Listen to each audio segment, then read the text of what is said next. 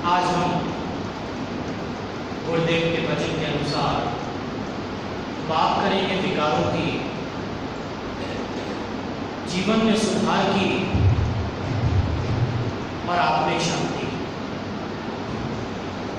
तो जब बात आती है सुधार की, तो हमें पहले हम क्या गलती कर रहे हैं, हमारे अंदर क्या विकार हैं, हमें उसको जानना बहुत जरूरी है। अगर हमें अपनी गलती का ना पता हो, अपनी कमी का ना पता हो, तो सुधार की बात तो बहुत दूर। गुरुदेव के दो वचन में आपके सामने पढ़ रहा हूं। ये समता विलास के पेज नंबर 27 दूसरा अध्याय के हैं। वचन ध्यान से सुनिएगा। समता आनंद की लोक अवस्था। जिस वक्त जीव कर्तापन की गिरफ्तारी में आ जाता है, यानी अपने आप को कर्ता मान लेता है, उस वक्त कर्म फल की इच्छा में डूबकर खुशी व कमी में अशांत हो जाता है। जिस वक्त जीव कर्तापन की गिरफ्तारी में आ जाता है, यानी अपने आप को कर्ता मान लेता है, उस वक्त कर्मफल की इच्छा में डूबकर खुशी व कमी में अशांत हो जाता है। उसी खुशी व कमी की हालत को विचार करके अनेक प्रकार की इच्छाओं के अधीन होकर कई तरीके के नए नए कर्म विचार करता है। क्योंकि जीव जब दुखी होता है तो उस दुख का निवारण के लिए प्रयास करता है, और जब खुश होता है तो उस खुशी को बनाए रखने का प्रयास करता है। तो गुरुदेव यही कह रहे हैं कि कई तरीके के नए नए कर्म विचार करता है, अनेक प्रकार की इच्छाओं के अधीन होकर, और अंदर से हर वक्त अशांत रहता है। जब वो हर वक्त उस इच्छाओं के अधीन रहेगा तो स्वाभाविक ही है कि मन में उसके बेचैनी बनी रहेगी। इस बेकरारी की हालत में समता आनंद लोप हो जाता है, यानी ख्वाहिश, क्रोध, मोह मत को धारण करके नित्य ही अशांत रहता है। लेकिन गुरुदेव ने यहाँ विकार भी स्पष्ट कर दिए हैं। और अब अगले वचन में ये ही अज्ञान त्रिगुणी माया का स्वरूप है। जिस वक्त कर्तापन इख्तियार करता है, उसी वक्त कर्म और कर्मफल की ख्वाहिश से साधक राजस तमस भाव में गिरफ्तार हो जाता है। ये गुरुदेव ने यहाँ 3 व्यक्ति के स्वभाव बताए: सात्विक स्वभाव, तामसिक स्वभाव और राजसिक स्वभाव। तो कर्मफल की ख्वाहिश से सातक राजस तामस भाव में गिरफ्तार हो जाता है। इसी कर्तापन की हालत को लेकर कई जन्म तक नए नए स्वरूप धारण करता है। ये ही आवागमन का चक्र है। तो गुरुदेव यहाँ दोनों वचनों में गुरुदेव ने बिल्कुल स्पष्ट कर दिया है कि हमारे जीवन में अशांति क्यों है, किन कारणों से, किन विकारों से हम अशांत हैं, और फिर इनका इलाज क्या है। तो सुधार की बात तभी आती है जब हमें अपने विकारों की जानकारी हो। तो वचन में जो 3 स्वभाव आए हैं, त्रिगुणी माया का स्वरूप, आइए इस पर थोड़ी सी बात करते हैं कि हमें इन्हीं रोगों से छूटना है। और व्यक्ति के 3 स्वभाव होते हैं। 3 तरह के व्यक्ति होते हैं: सतोगुणी, रजोगुणी और तमोगुणी। सतोगुणी व्यक्ति की अगर हम बात करें तो ऐसे व्यक्ति का स्वभाव बड़ा सात्विक होता है। ऐसे व्यक्ति के अंदर सेवा भाव होता है, शील होता है, संतोष होता है, प्रभु विश्वास होता है, प्रेम होता है। ऐसे महागुण सात्विक व्यक्ति के अंदर मिलते हैं, जो उसके स्वभाव को प्रकट करते हैं। वो अपना परम धर्म परम कर्ता तो दूसरे को सुख देना ही समझता है और वो हमेशा आनंद को प्राप्त होता है। दूसरा, अगर हम बात करें रजोगुणी व्यक्ति की, तो रजोगुणी व्यक्ति अपने शारीरिक भोगों में ही लिप्त रहता है। ऐसे व्यक्ति के स्वभाव में काम, क्रोध, लालच भरा होता है। वो सिर्फ और सिर्फ दूसरे को दुख ही देता है, दूसरे की सुख की तो सोच भी नहीं सकता। वो जो भी कर्म करता है सिर्फ और सिर्फ अपने सुख के लिए करता है।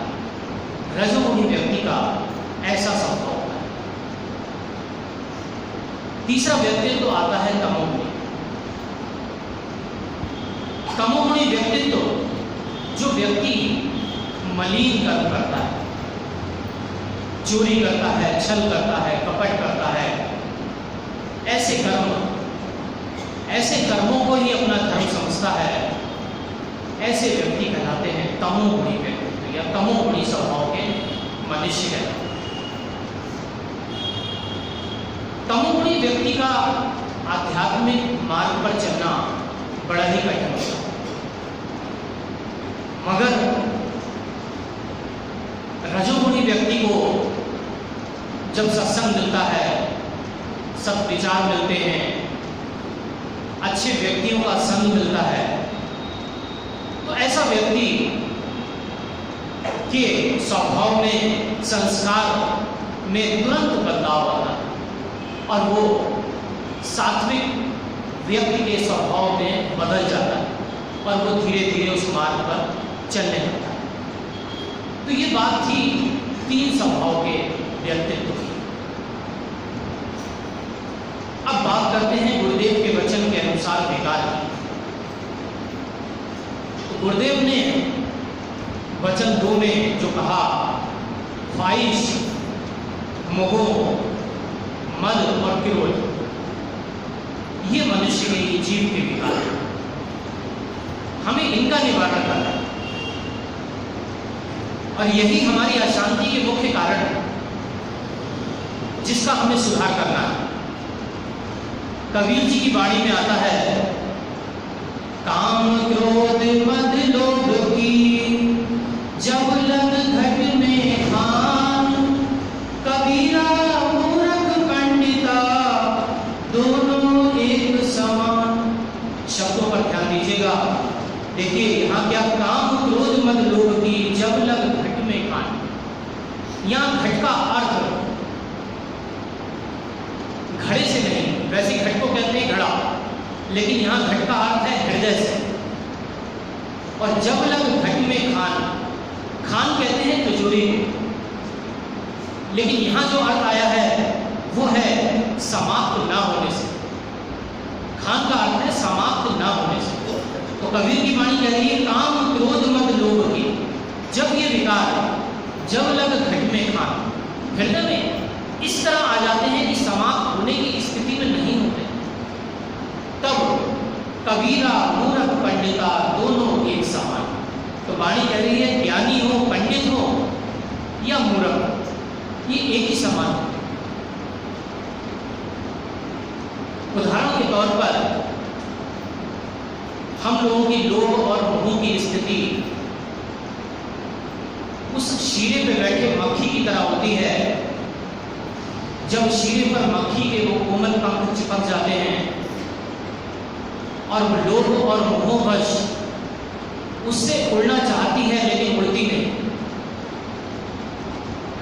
क्योंकि उसका मोह, उसका स्वाद उस शीरे के स्वाद में होता है। इसी स्थिति में वहां कुत्ता भी आ जाता है और उस कुत्ते के शीरे को चाटता है। वो मक्खियां उस कुत्ते का भोजन भी बनती। मक्खियां उड़ना चाहती हैं, मगर उस स्वादवश, उस लोभ के बस वो उड़ नहीं पाती और उस कुत्ते का वो भोजन भी बन जाती है। बाकी और मक्खियां उस दुर्गति को देखती हैं, मगर फिर भी वो उस शीरे के स्वाद और मोहब्बत फिर उस पर आकर बैठती हैं और उनकी भी वही दुर्गति होती है। तो यही दशा संसार की, लोभ और मोह में फंसकर मनुष्य की भी यही दुर्गति। कामी क्रोधी लालची इनसे भक्ति न होए, भक्ति करे कोई सूरमा मन का आपा होए। जब काम क्रोध लालच ये व्यक्ति में जब आ जाता है, इनसे युक्त भक्त या इनसे युक्त व्यक्ति से भक्ति नहीं हो सकती। कबीर जी की वाणी कह रही है, जो व्यक्ति इन पदार्थों के प्रति आकर्षण छोड़ देता है, मन का आपा है, इन पदार्थों के प्रति आकर्षित छोड़ देता है, ऐसा सूरमा उस प्रभु की भक्ति कर पाता है। तो कहने का तात्पर्य यह है कि विकारों के रहते हुए ना तो आत्मिक शांति मिलती है, ना ही आत्मिक उन्नति होती है, और प्रभु मार्ग पर चलने की बात तो हो सुन। याद रखिए, जैसी मन की मति होती है वैसी हमारी गति होती है और वही दुर्गति बन जाती है। इस जीव के दो ही नशे, एक संसार का नशा और एक प्रभु नाम का नशा। इस संसार के नशे को शास्त्रों में प्रमाद का नशा था। किसी को दौलत का नशा, किसी को अपने शराब का नशा, किसी को पुत्र मोह का नशा, किसी को शरीर का नशा। तो ये सारे नशे हमारे आत्मिक उन्नति में बाधक है। याद रखिए, गंदे और अस्थिर जल में सही आकृति नहीं बनती, स्वच्छ और स्थिर जल में ही सही आकृति हमें दिखाई देती है। तो जिस तरह बाहर के दर्पण में साफ करके ही हमें रूप दिखाई देता है, तो ठीक उसी तरह अंदर के स्वरूप को देखने के लिए भी उन विकारों को हटाना पड़ता है, तभी हम अपने स्वरूप के दर्शन कर पाते हैं।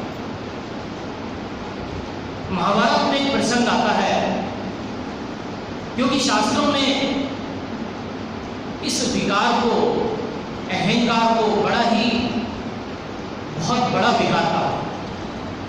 तो ये प्रसंग उसी पर है।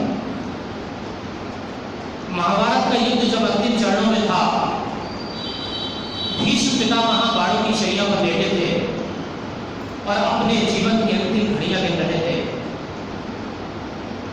क्योंकि उन्हें इच्छा मृत्यु का वरदान प्राप्त था। तब धर्मराज युधिष्ठिर जानते थे कि महाराज पितामह उच्च कोटि के विद्वान और ज्ञानवान और अपने जीवन में ऐसे अनुभवों से संबंधित थे। तो उस स्थिति में वो अपने भाइयों और पत्नी के साथ भीष्म पितामह से मिलने पहुंचे। उन्होंने पितामह से विनती की कि वो इस जीवन की अंतिम बेला में कुछ ऐसी उपयोगी शिक्षा दें जिससे हमारे जीवन का सदैव मार्गदर्शन होता है। तब भीष्म पितामह ने उस जीवन दर्शन को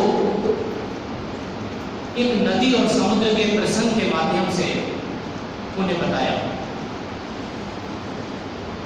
कि नदी जब समुद्र में पहुंचती है तो अपने जल प्रवाह के साथ साथ बड़े बड़े वृक्षों को भी बहाकर ले जाती है। तो एक दिन समुद्र ने नदी से प्रश्न किया कि तुम्हारा जल प्रवाह इतना शक्तिशाली है कि बड़े बड़े वृक्ष भी बहकर साथ में आ जाते हैं, ऐसा क्यों? तब नदी ने समुद्र को उत्तर दिया कि जब मेरे जल का प्रवाह बहुत तेज होता है तब छोटी छोटे घास वृक्ष, छोटे छोटे कोमल पौधे, बेले झुक जाते हैं और मुझे रास्ता दे देते हैं। किंतु बड़े बड़े वृक्ष अपनी कठोरता के कारण खड़े रहते हैं और वो साथ में बहकर आ जाते हैं। तो इस छोटे से उदाहरण से हमें बड़ी शिक्षा मिलती है कि हमें जीवन में सदैव विनम्र बने रहना, तब व्यक्ति का अस्तित्व बना रहता है। अहंकार को लेकर व्यक्ति खत्म हो जाता है और हम अहंकार को लेकर जीते हैं। शरीर का अहंकार, पद का अहंकार, पैसे का अहंकार, जबकि अहंकार सब यही रह जाने पर, साथ नहीं जाने पर।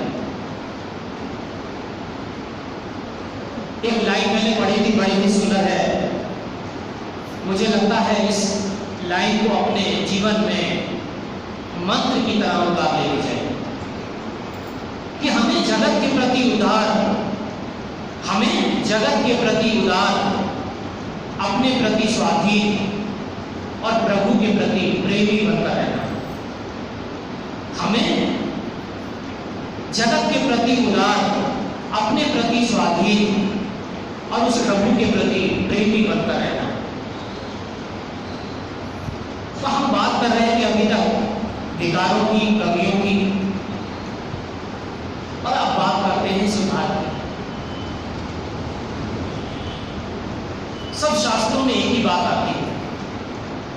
रामायण कह रही है, राम कृपा नासही सब रोगा। राम की कृपा ही हमारे रोगों का इलाज है। एक लाइन और आती है, रघुपति भगत ही सजीवन पूरी, अर्थात राम की भक्ति ही मन के विकारों में संजीवनी की तरह काम करती है। सारे शास्त्र एक ही बात है। गुरुदेव की वाणी में एक लाइन आती है, हर का सिमरन परम सुख राशि। उन दुखों को काटने वाला वो गुरु का वचन, वो प्रभु का सिमरन है। कठोपनिषद में एक श्लोक आता है, उठिष्ठक जागृत प्राप्त वरान चेवोदर। उठिष्ठक जागृत प्राप्त वरान चेवोदर। उठो, जागो और चुने हुए गुरु के पास जाओ। देखिए क्या कह रहे हैं कठोपनिषद की श्लोक की एक लाइन है, उठो, जागो तथा चुने हुए गुरु के पास जाओ और इस ज्ञान को समझो। तो याद रखिए, प्रभु ने हमें शरीर दिया, ये कृपा, और प्रभु ने हमें गुरु दिया, ये विशेष कृपा। तो हम तो उस विशेष कृपा के अंतर्गत आते हैं। बिन सद्गुरु की भक्ति के जन्म जन्म दुख हुए। गुरुदेव चेतावनी दे रहे हैं, कि चेतावनी वाणी, बिन सद्गुरु की भक्ति के जन्म जन्म दुख हुए। इस जन्म में नहीं, किसी भी जन्म में तुझे सुख, शांति, आनंद कुछ नहीं मिलने वाला। तो क्यों ना हम इसी जन्म में समझ लें। मगर सही बात यह है कि हम लापरवाही करते हैं। हम जानते हुए भी सुधार करना नहीं चाहते। गांधी जी के जीवन की घटना याद आती है। दिन भर कठोर परिश्रम करने के बाद जब गांधी जी आराम करने के लिए शाम को लेटे, तब उनकी आंख लग गई और सुबह ही उनकी आंख खुली। जब सुबह उनकी आंख खुली